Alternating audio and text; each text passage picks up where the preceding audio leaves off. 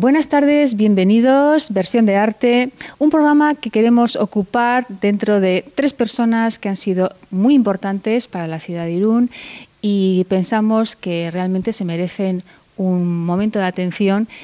Yo creo que el que realmente nos puede explicar la importancia de estas personas es Iñaki Ceberio. Gracias, Iñaki. Buenas tardes, ¿cómo estás? Buenas tardes, muchas gracias. Bien. Y estamos en la Biblioteca de Irún. Hay actualmente una exposición que va a durar pues prácticamente todo el verano, hasta el 9, me parece, ¿no? 7 de septiembre. Y creo que realmente merece la pena para conocer la historia, parte de la historia de esta ciudad y la influencia que tuvieron estas personas. Estamos hablando de 3 personas que Iñaki me decía que, bueno, se conocían, pero que a nivel profesional no tenían una relación. Cuéntanos, empieza por el orden que tú quieras, o citándonos a estos personajes, ¿qué vínculo les puedes dar de unión y de por qué están ahora mismo juntos en este centro, en esta biblioteca de Irún? Bueno, vamos a ver. Celebraríamos el primer centenario, o sea, los 100 años del nacimiento de 3 iruneses no iruneses, que son, en este orden, José Antonio Loidi Vizcarrondo, María Elena de Arizmendi Amiel y Manuel Sáenz de Vicuña García Prieto. De estas 3 figuras, 2 han tenido una mención y un tratamiento especial en el CBA, en el Centro Carlos Blanco Aguinaga, que son José Antonio Loidi y María Elena de Arizmendi, que tienen dedicada una sala cada uno.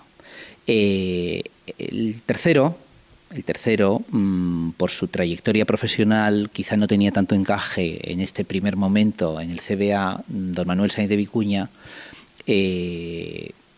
Parece que es menos conocido para el común. José Antonio Loidi Vizcarrondo es una figura para todos conocida en Irún o para la mayor parte de la ciudadanía porque tenía una farmacia, ha vivido hasta hace fechas recientes y todos le hemos visto, está en nuestro imaginario, ¿no? Farmacéutico, colaborador de muchas entidades locales, de muchas actividades, se ha visto implicado en muchas acciones en los últimos 30 años. Perdona, me decías que incluso hace poco, ayer mismo vino su hermana porque tenía una melliza, ¿no?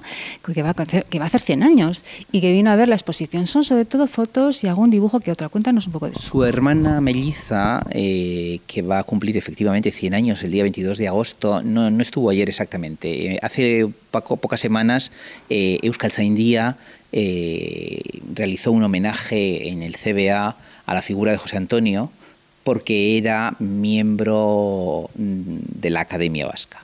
Y entonces, bueno, se hizo un acto académico aquí y vino, participó su hermana Ángela, una mujer llena de vitalidad, de curiosidad y de interés. Como el contrapunto perfecto a José Antonio, que era un hombre plácido, aparentemente tranquilo y muy reflexivo. Pero bueno, volviendo, José Antonio escribió la primera novela policíaca en euskera, que es muy conocida entre, sobre todo, el mundo docente, los estudiantes, etcétera, etcétera. Marcó un hito en su manera de escribir, en su manera de reflejar la trama, etcétera, etcétera. Y es otro perfil, ¿no? Pero nos parecía que aparte de farmacéutico, novelista, etcétera, etcétera, hay otras cosas de Loidi que en sus vecinos ignoramos, y es que era un gran dibujante, era muy buen pintor. Tenemos una lámina suya de una acuarela. Sí.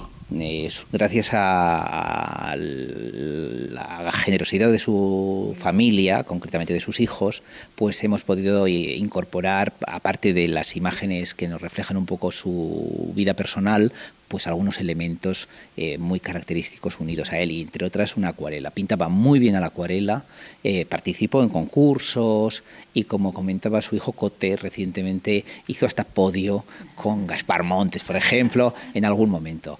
Y también era un gran pianista. Como característica decir que tanto él como su esposa, Miren Fernández de Troconiz, tocaban el piano. y esa afición de alguna manera la inculcaron a sus hijos, y me contaban hace poco también cómo había 2 pianos en casa y hacían una especie de competiciones a 4 manos y tal. Entonces era un poco un hombre como del Renacimiento, ¿no? Las artes, las letras, la ciencia, todo, absolutamente todo le interesaba, y era un gran colaborador en todo aquello que beneficiase a la ciudad. 1916, Rentería, nacido en Rentería, sin embargo se queda en Irún. Me imagino, por algún motivo, con la frontera. Bueno, no lo sé exactamente. Yo sí sé que cuando termina sus estudios ponen una farmacia en Irún, en la calle Fuenterrabía. Ahora mismo me parece que puede ser el número 14 o así de la calle Fuenterrabía. Hoy en día hay una óptica. Ahí pone José Antonio con su hermana su primera farmacia. Luego evoluciona, cambia de sede. Y se queda y participa activamente pues en acciones del casino, en acciones en la parroquia, es del equipo que también promueve una nueva parroquia en el centro, como es la Sagrada Familia, colabora en la puesta en marcha de Luis Ibranzu Cultura de Aldea, escribe un libro sobre el centenario de las fiestas éuskaras.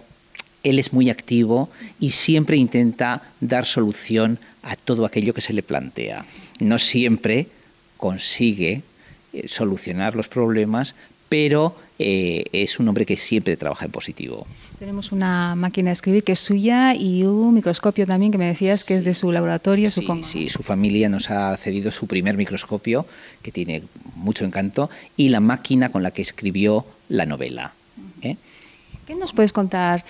Porque tenemos el tiempo, ya sabes, Iñaki, reducido. Son 3 personas que tienen muchísimo para contar.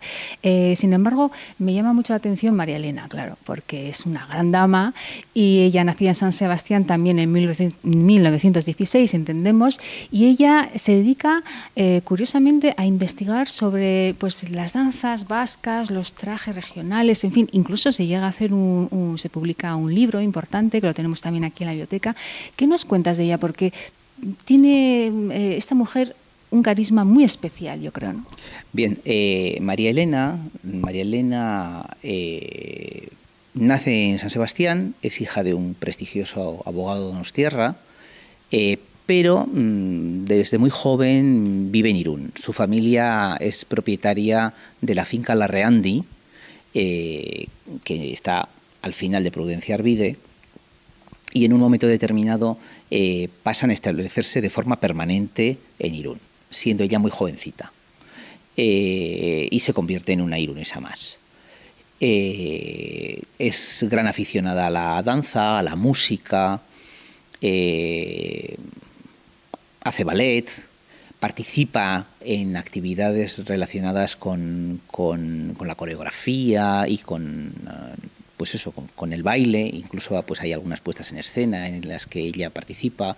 Ella más adelante será el alma mater de varios grupos de baile importantes en la historia del país, y en un momento determinado contrae matrimonio con un irunés muy conocido, que es don José Iribarren. José Iribarren era arquitecto, hermano de Ramón, ingeniero de gran prestigio internacional, y bueno, pues se establece con su nueva familia, tiene 2 hijos, viven en Larreandi hasta un momento determinado en el que salen de allí y pasan a vivir a Colón, al actual Colón 32. María Elena sigue su proceso de desarrollo, de investigación en el mundo de la danza, del traje, de la indumentaria tradicional, de la etnografía, en fin. Se apoya mucho en don Julio Caro Baroja, que le anima a continuar trabajando, que le apoya desde el punto de vista metodológico, y también se apoya mucho en Gaspar Montes Iturrioz, quien le ayuda a plasmar toda esa información que ella va recogiendo con trabajo de campo de la mano de su marido, con grabaciones sonoras, con películas que existen. Perdona, Iñaki, el libro que tenemos aquí de trajes, los dibujos son de Montes Iturrioz. Hay dibujos de Gaspar Montes Iturrioz y de su hijo, Carlos Iribarren, que luego desarrolla su tarea profesional en el mundo de la publicidad, pero hay figurines que están hechos por su hijo. Y y bueno, pues el final de ese trabajo, un final que tuvo una continuación, fue esa obra que editó la Caja de Ahorros Municipal de San Sebastián, una obra magnífica, impresionante realmente, para la época y para el contexto en el que nos movemos. Hay que poner todo en el contexto en el que se desarrolla.